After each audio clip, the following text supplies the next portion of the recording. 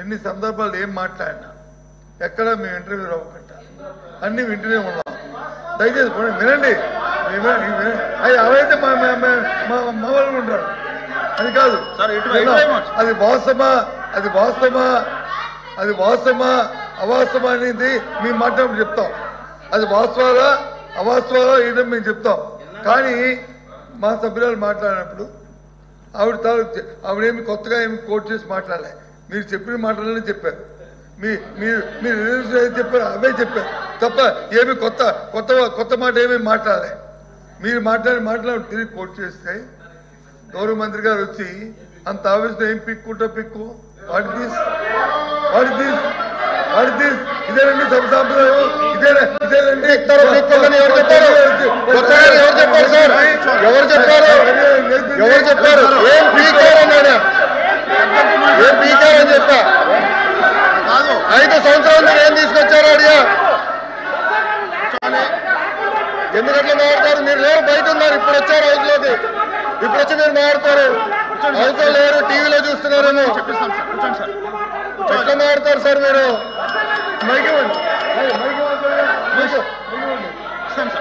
తప్పు కదండి.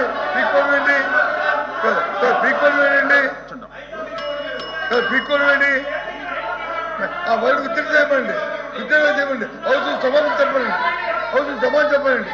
మీరు అంటున్నారు కదా పీక్కోండి. ఎంత గౌరవం ఉండాలి. మేము ఎవరైనా ఒక్క మాట్లాడామా పరుసు మాట? ఏమైనా ఒక్క పరుసు మాట మాట్లాడామా? ఏమైనా అమ్మాయి చెప్తుంది ఏంటి? కోఆపరేట్ చేయాలి.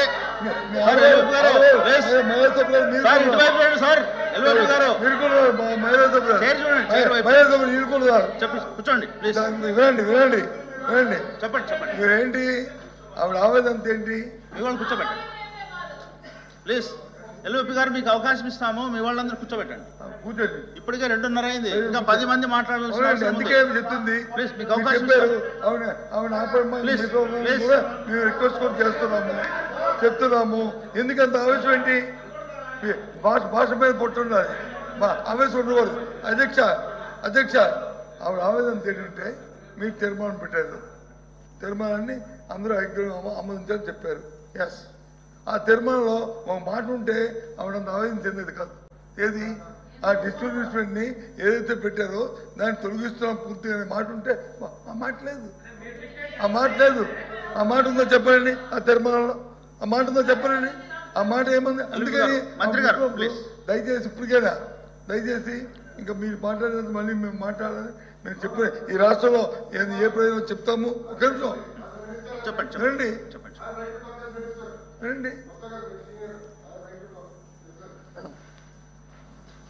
అధ్యక్ష,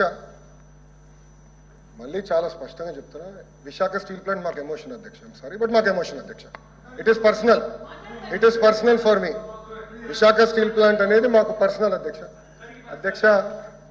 చాలా స్పష్టంగా సుమారుగా 13,000 కోట్ల రూపాయలు 14,000 కోట్ల రూపాయలు మేము తీసుకొచ్చి ఇంజెక్ట్ చేసింది ఏంటి అధ్యక్ష? ప్రైవేటీకరణ జరగకుండా. అది సింపుల్ లాజిక్. నంబర్ 1. నంబర్ 2, నేనే స్టేట్మెంట్ ఇచ్చా, ప్రైవేటీకరణ జరగదు అనే స్టేట్మెంట్ ఇచ్చాను. గౌరవ సభలో ఇచ్చాను sir. In the floor of the council I made a statement on behalf of Andhra Pradesh government. ఎట్లా సార్ ఇది? ఇప్పుడు నేను అడగదలుచుకున్నా, మీరు ఈ రెజల్యూషన్ కి మీరు ఒప్పుకుంటున్నారా లేదా? మీరు చెప్పండి. ఈ రెజల్యూషన్ మీరు తీర్మానానికి ఒప్పుకుంటున్నారా లేదా? మీరు సూటిగా చెప్పండి సార్. ఎల్ఓపి గారు సార్, మేము మాట్లాడినప్పుడు మా పార్టీ తాలూకా అభిప్రాయాన్ని మా రెజల్యూషన్ కూడా పెట్టాము. పెట్టిన పూర్తి వివరాలని చెప్తాము. దయచేసి ఇప్పుడు డిస్కషన్ ఏంటంటే, జరుగుతున్న చర్చ ఏంటంటే, ఏదైతే మంత్రి గారు ఆవేశంగా ఏ సందర్భంలో కానీ ఆ పిక్కుంటారు మాట రికార్డులో తొలగించాలి. ఆయన గారు చెడ్డిపోయారు. ఆయన జీవితంలో మచ్చ రైతు ఓందాగా చెప్తే ఆయన తాలూకు అమలుతారు నిలబడతారు. లేకపోతే ఆయన జీవితంలో మచ్చ ప్రజలు తెలుస్తారు. రేపు మాకు అభ్యంతరం లేదు. కానీ ఇలాంటి పరుష పదాలు మహిళా సభ్యుల మీద అలాంటి పరుష పదాలని వాడటం అనేది సమంజసం కాదు. అది సభా సంప్రదాయం కాదు. చెప్పండి మంత్రి గారు. బొత్స గారు మీరు మంత్రిగా ఉన్నప్పుడు శాసనసభ సాక్షిగా మా అమ్మను అవమానించినప్పుడు మీరు ఏం చేశారు సార్? మా తల్లిని అవమానించినప్పుడు ఏం చేశారు? ఏం చేశారు అంటున్నా? మీరు మారుతారా? మహిళల గురించి మీరు మారుతారా? నేను కళ్యాణి గౌరవం అన్నాను. నాకు ఆ మహిళలు గౌరవిస్తే మా అమ్మ నాకు నేర్పించింది సార్. మీ నాయకుడికి నేర్పించలేదేమో, నాకు నేర్పించారు. మహిళలు ఎట్లా గౌరవించాలో నాకు తెలుసు సార్. శాసనసభ సాక్షిగా మా తల్లిని అవమానించారు. కావాలంటే video will play it now. Audio ఉంది దాంట్లో క్లియర్ గా. ఒక తల్లి ఆవేదన బాధ నాకు తెలుసు సార్. నేను చూసా. 3 నెలలు పట్టింది మా తల్లి రికవర్ అయ్యేదానికి. You please don't lecture me on respecting women. నేను కళ్యాణి గారు అన్నాను, కానీ రికార్డులు లేని మేడం గారు అన్నా. ఏకవచ్చంతో ఏనాడు నేను మాట్లాడలేదు సార్. మాకు చిత్తశుద్ధి ఉంది సార్. వినండి సార్, మీకు ఓపిక లేకపోతే బయటకు వెళ్ళండి. No problem. Please listen. మీ తల్లిని అవమానిస్తే మీరు రిటర్న్ మారుతారా? మీ భార్యను అవమానిస్తే మీరు రిటర్న్ మారుతారా? మీరు మాకు లెక్చర్లు ఇస్తారా? నేను మేడం గారు అన్నాను, కళ్యాణి గారు అన్నాను. సార్ ఏమన్నారు? మేడం గారిని అన్నాను. నేను మేడం గారిని ఏనాడు అనలేదు. మహిళలంటే నాకు గౌరవం సార్. ఆయన ఫార్వర్డ్ రెస్పెక్ట్ ఉంది. అరే మీకేం తెలుసా? అట్లా మారుతా లూజ్గా ఏం మారుతున్నారో తెలుసా మీకు? ఒక తల్లిని అవమానిస్తే ఎంత బాధపడుతుందో మీకు తెలుసా? నేను చూశాను 3 నెలలు, 100 రోజుల బాధ నేను చూశాను. మీరు చూసారా? ఒక మహిళ అవమానిస్తే, శాసనసభ సాక్షి అవమానిస్తే ఎంత కుమిలిపోయిందో నేను చూశాను. మీరున్నారా? మాట్లాడచ్చు మీ తల్లి గురించి మారమంటారా? ఈరోజు ఇదే మీకు నేర్పించింది మీ ఇంట్లో. ఈ రోజు కూడా మీ కార్యకర్తలు ఏం చేస్తున్నారండి? మా మహిళలు వ్యతిరేకంగా పోస్టులు పెడతారా? మా మహిళలకి ఇచ్చి వచ్చే విధంగా పోస్టు పెడతారా? పొరపాటున మా ఒక్క కార్యకర్త భారతిరెడ్డి గారి వ్యతిరేకంగా పోస్టు పెడితే జైలుకు పంపించిన ఘనత తెలుగుదేశం పార్టీది. అది మాకున్న చిత్తశుద్ధి. మీలో కాదు. మహిళలు తిడితే ఆనందపడితే వ్యక్తులు మేము కానే కాదు. ఆ రోజు మంత్రిగా ఉన్నాడు ఈయన. నుంచి ఆ రోజు చెప్పాల్సి సార్. వీడియో నా దగ్గర ఉంది. I'm ready. డిబేట్ చేద్దాం. అరే చైర్మన్ గారి టేబుల్ పైకి వెళ్ళారు సార్. మీరు మారుతారు. ఇదే టేబుల్ మీద నుంచున్నాడు ఒక మంత్రి ఈయన ఆయన కూర్చుంటున్న టేబుల్ మీద నుంచున్నాడు. కావాలంటే పర్మిషన్ ఇవ్వమని చేయాలి. విజువల్స్ అని చూపిద్దాం. మీరు గౌరవం గురించి మారుతారు మా పైన. మహిళలు నేను అవమానించానంటారు. మీరు ఏమిన్నారో నా దేవుడికే తెలియాల. నేను చాలా క్లారిటీగా చెప్పాను. మహిళలు అంటే నా గౌరవం. ఏదంటే అది మాట్లాడడానికి నేను లేదు. నేను సూటిగా మిమ్మల్ని ప్రశ్నిస్తున్నా. మీరు రెజల్యూషన్కి కేంద్రంలో ఉన్న నరేంద్ర మోడీ గారికి పెట్టిన రెజల్యూషన్, ఆయన థ్యాంక్ యూ చెప్తున్నా, పెట్టిన రెజల్యూషన్ ఆమోదిస్తున్నారు లేదా మీరు చెప్పండి.